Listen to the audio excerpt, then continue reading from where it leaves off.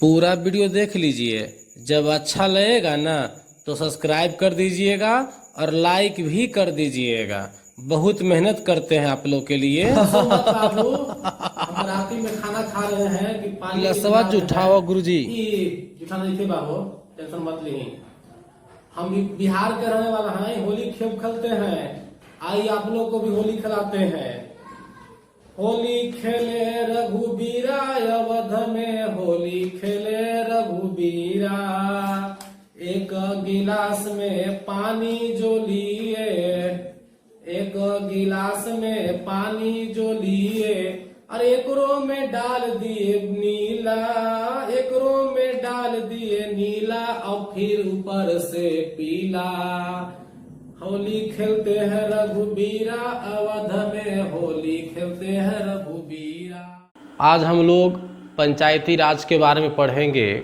UPSC, BPSC या किसी भी स्टेट लेवल का अगर एग्जामिनेशन है कमीशन का, तो उसके लिए बहुत ही बढ़िया रहेगा। अब ऐसे ग्रुप डी वगैरह में क्वेश्चन तो बहुत ही आता है, लेकिन बहुत ही शॉर्ट क्वेश्चन आता है, सिर्फ डेट वगैरह से क्वेश्चन आता है।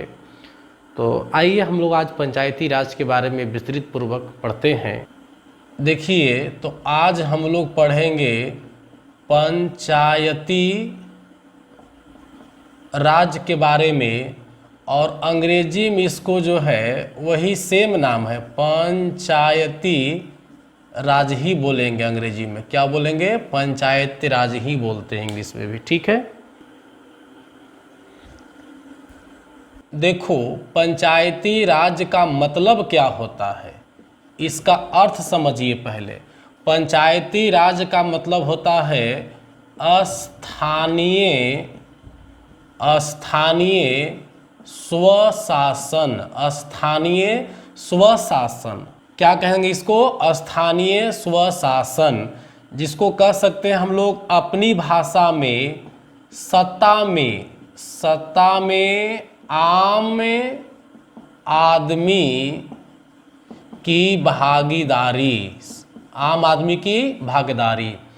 देखो, पंचायती राज का पूरा मीनिंग ठीक से समझिए।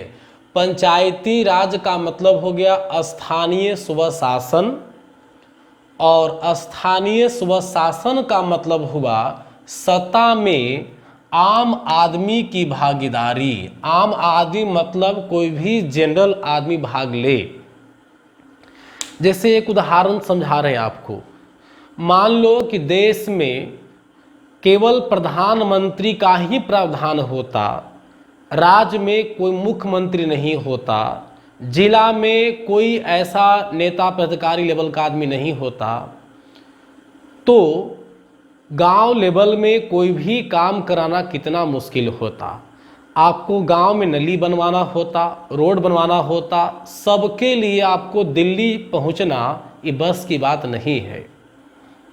तो हम कह सकते थे कि एक आम आदमी का वो सत्ता में भागीदारी नहीं है, समझ गए। लेकिन गांव में अगर मुखिया जैसा पद सृजन हो जाए, मुखिया जी जो है आज बड़ी प्रचलित है, और उन पर तरह तरह का वीडियो ही वायरल है, तरह तरह गाना भी निकला हुआ है। लोग मुखिया के हैबिट के अनुसार, मुखिया के कार्यशैली के अनुसार लोग तरह तरह गाना भी निकाल दिए हैं। खैर, उससे हम लोग को मतलब नहीं है।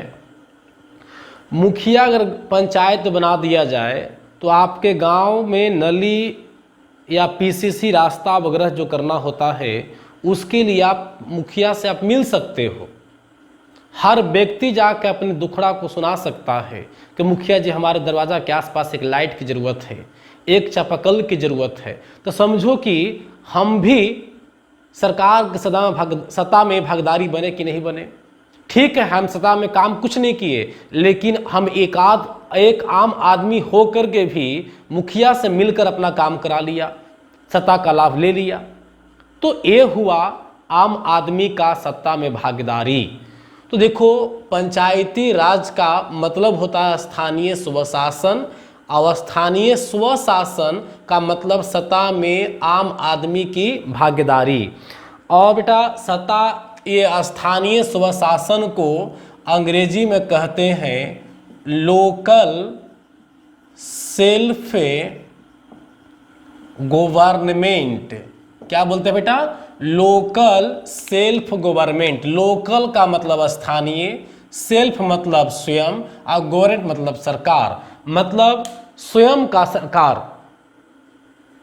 आप जिस लेवल में हैं उस लेवल तक का स्वयं का सरकार हुआ। ठीक है।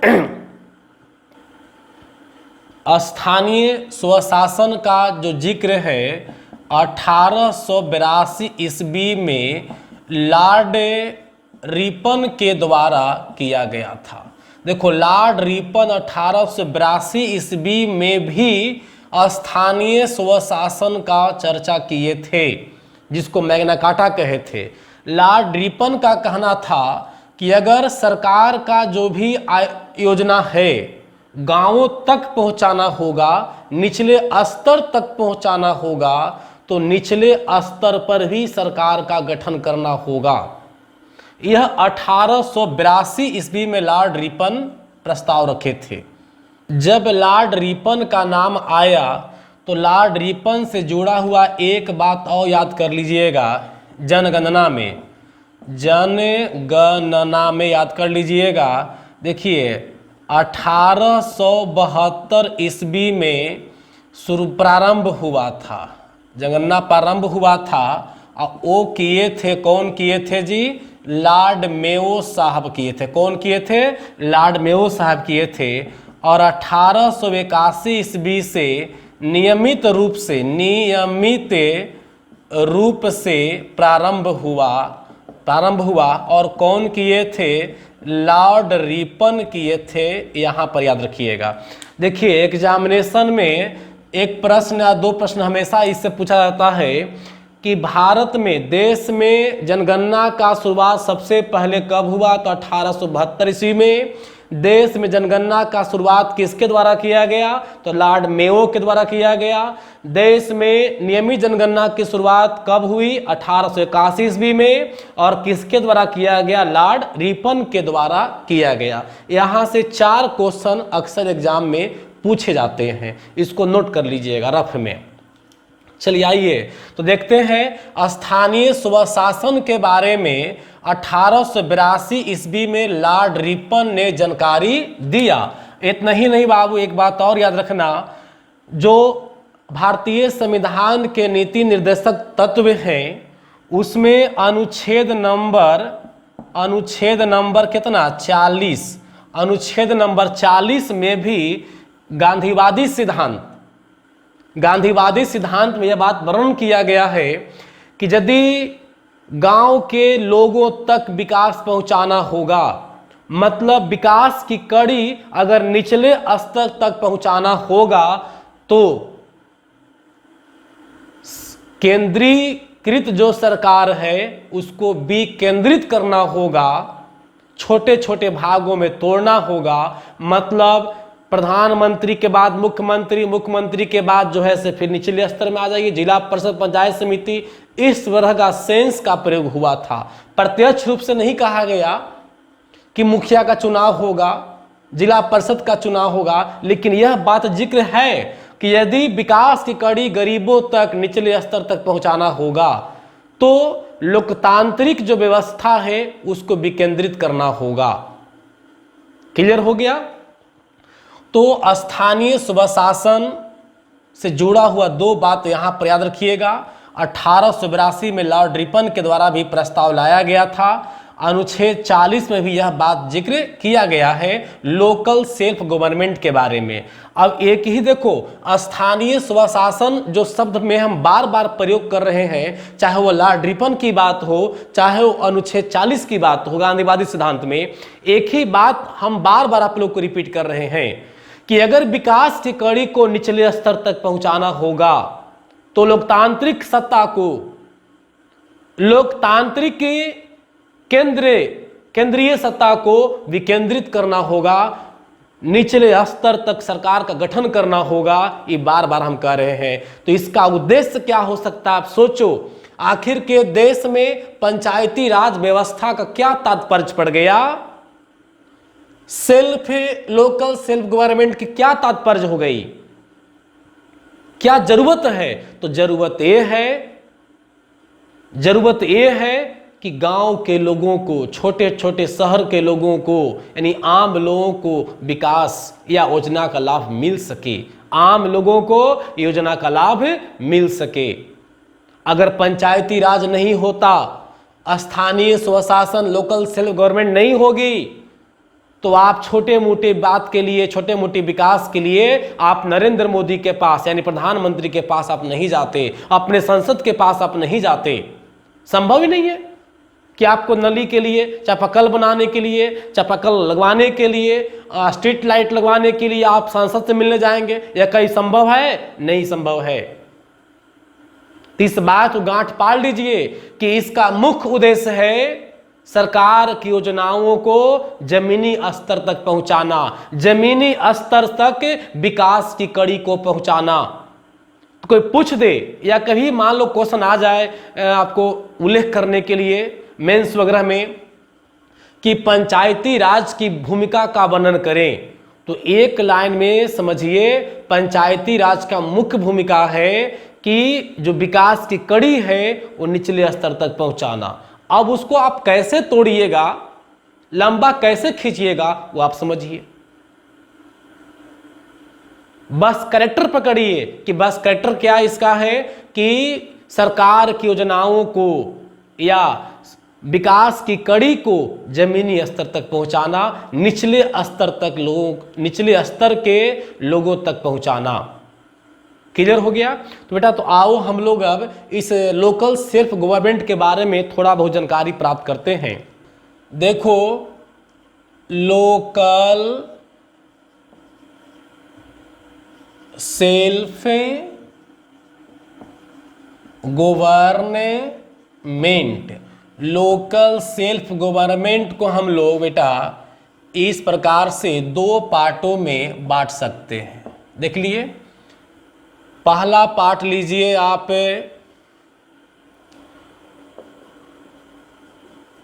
रूरल सेल्फ गवर्नमेंट, और दूसरा लीजिए अर्बन सेल्फ गवर्नमेंट। देखिए, रूरल सेल्फ गवर्नमेंट और दूसरा हो गया अर्बन सेल्फ गवर्नमेंट। इसका मतलब हो गया ग्रामीण स्वशासन, ग्रामीण स्वशासन, और इसका मतलब हो गया शहरी स्वशासन। याद हो गया? तो लोकल सेल्फ गवर्नमेंट कई प्रकार का हो गया? दो प्रकार के। पहला हो गया रूरल सेल्फ गवर्नमेंट और दूसरा हो गया अर्बन सेल्फ गवर्नमेंट, यानी ग्रामीण स्वशासन, और दूसरा हो गया शहरी स्वशासन। मतलब एक हो गया देहाती क्षेत्र में, दूसरा हो गया शहरी क्षेत्र में। देहाती क्षेत्र का मतलब जो गांव है ना, गांव लेवल का, और शहरी का मतलब हो गया जो थोड़ा सा जहां बाजार वगैरह विकसित हो गया, उसको शहरी क्षेत्र कहते हैं। देखिए, जो रूरल सेल्फ गवर्नमेंट है, जो ग्रामीण लेवल का है, इसी को हम लोग कहते हैं पंचायती राज। पंचायती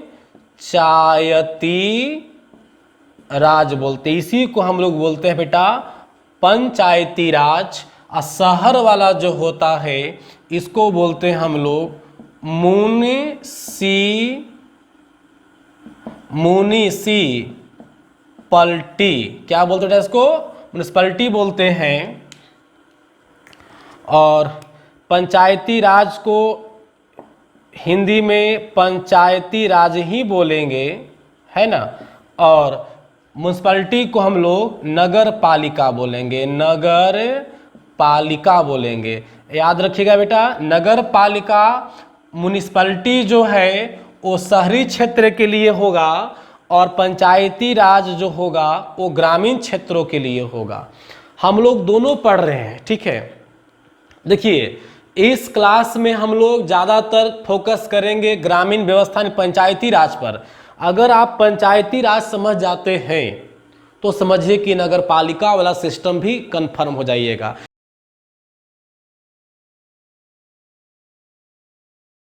क्योंकि दोनों मूल रूप से एक ही है, सिर्फ अंतर है कि यह लागू होगा ग्रामीण क्षेत्र में और यह लागू होगा कहाँ, शहरी क्षेत्रों में। देखिएगा पंचायती राज जो है, पंचायती राज भारतीय संविधान में कब जोड़ा गया, 73वीं संविधान संशोधन 1993 में जोड़ा गया। 73वीं संविधान संशोधन 1993 में जोड़ा गया और नगर पालिका को 74वीं संविधान संशोधन 1993 में इसको भी जोड़ा गया। देखिए 73वीं संविधान संशोधन में पंचायती राज को जोड़ा गया और 74वीं संविधान संशोधन में नगर पालिका को जोड़ा गया। यहाँ पर पंचायती राज को भाग 9 में रखा गया, जबकि नगर पालिका को जो है बेटा वो रखा गया किस में, भाग 9 के क में, मतलब 9 में एक और पार्ट बना दिया गया। अगर हम अनुच्छेद की बात करें, अनुच्छेद की बात करें तो यहाँ अनुच्छेद 243 है और 243 के क से लेकर के 243 के न तक चलेगा। देखिए एक अनुच्छेद यहाँ और 15 अनुच्छेद यहाँ, टोटल कितना हो गया बेटा, टोटल हो गया 16 अनुच्छेद। पंचायती राज के लिए 16 अनुच्छेद वर्णित है, जबकि आपका यहाँ अगर बात करें नगर पालिका का तो अनुच्छेद इसका 243 स्पेशल नहीं है, बल्कि 243 के त से लेकर के 243 का य छ तक, य से छ तक रखा गया है। थोड़ा सा य और छ का मतलब आप लोग को समझ में नहीं आ रहा होगा, उसको हम समझा दे रहे क्या है। देखिए 243 यहाँ समझिएगा बेटा, 243 का त होगा, इसी प्रकार से फिर थ होगा, फिर द होगा, फिर न होगा, फिर प होगा, फिर फ होगा, फिर ब होगा, प फ ब, फिर हो गया भ हो गया और म हो गया। तो देखिए 5 गो यहाँ हो गया, 3 2 5, 5 गो यहाँ और 5 गो यहाँ हो गया। म तक चलते हैं हम लोग तो 5 5 10 गो हो गया। म के बाद यह आएगा तो फिर हो जाएगा 243 के य, और फिर हो जाएगा 243 के बाद र ल व नहीं होगा, बल्कि य के बाद फिर शुरू हो जाएगा क, य र ल नहीं होगा, फिर य के बाद शुरू हो जाएगा क, फिर 243 य ख, ऐसे कर करके छ तक पहुंचेगा। कहाँ तक पहुंचेगा, छ तक। देखो दिखा दे रहे हैं हम, क ख ग घ अंग च और ये क्या हो गया छ। तो देखिए 5 अनुच्छेद यहाँ, 5 गो यहाँ, एगो एक वाला हो गया और फिर अंग तक 5 गो हो गया है ना, और 2 गो यहाँ हो गया। जोड़ लीजिए 5 5 10, 10 5 15, 15 अब एक कितना हो गया जी, ये 16, 16 2 गो नीचे हो गया च और छ, कितना हो गया 18। मतलब कुल अनुच्छेद जो है बेटा यहाँ कितना हो गया, 18 हो गया। तो आप देखिए कि पंचायती राज के लिए 16 अनुच्छेद वर्णित है और नगर पालिका के लिए, म्युनिसिपैलिटी के लिए 18 अनुच्छेद वर्णित है। क्लियर हो गया। तो बेटा एक बार इसको पूरा रिकॉल कर लो। लोकल सेल्फ गवर्नमेंट दो प्रकार के, एक रूरल सेल्फ गवर्नमेंट और दूसरा हो गया अर्बन सेल्फ गवर्नमेंट। हिंदी में बोलेंगे ग्रामीण स्वशासन और यहाँ बोलेंगे शहरी स्वशासन। ग्रामीण स्वशासन, जो स्वशासन होगा मतलब रूरल सेल्फ गवर्नमेंट जो होगा उसको पंचायती राज बोलेंगे, और जो अर्बन सेल्फ गवर्नमेंट होगा उसको म्युनिसिपलिटी बोलेंगे। पंचायती राज का गठन भारतीय संविधान में 73वीं संविधान संशोधन 1993 में हुआ, और जबकि म्युनिसिपैलिटी का जो है 74वीं संविधान संशोधन 1993 में हुआ था। इसको रखा गया है भाग 9 में और इसको रखा गया है भाग 9 के क में। इसके लिए अनुच्छेद वर्णित कितना है, 16 गो। इसके अनुच्छेद कितना वर्णित है, 18 गो। और एक बात और भूल गए, ध्यान नहीं रहा, नोट कर लीजिएगा। देखिए बेटा अनुसूची, अनुसूची की बात करें अगर हम तो इसका जो अनुसूची है 11 है। कहाँ है? 11। और विषय इसमें जो आ जाइएगा, विषय इसमें 29 हो गया। मतलब पंचायती राज किस अनुसूची में है? 11वें अनुसूची में। और इसमें विषय कितना है? 29। कितने विषय हैं? 29 है। जबकि अगर हम लोग नगर पालिका का देखें तो यह जो है अनुसूची 12 में है और इसका विषय जो है मात्र 18 है। मात्र कितना है? 18। तो ध्यान रहे बेटा, आपको रिकॉल कर दे रहे हैं। पंचायती राज मतलब करने के, हाँ, पंचायती राज अनुसूची 11 है और विषय कितना है? 29। मतलब इस पंचायती राज में 19 ऐसा टॉपिक है जिस पर पंचायती राज सरकार जो है से अपना नियम कानून बना सकता है। नगर पालिका अनुसूची कितना जाएगा? 12 है और विषय कितना दिया गया? 18। मतलब 18 प्रकार के टॉपिक पर नगर पालिका वाले लोग कानून बना सकते हैं। क्लियर हो गया?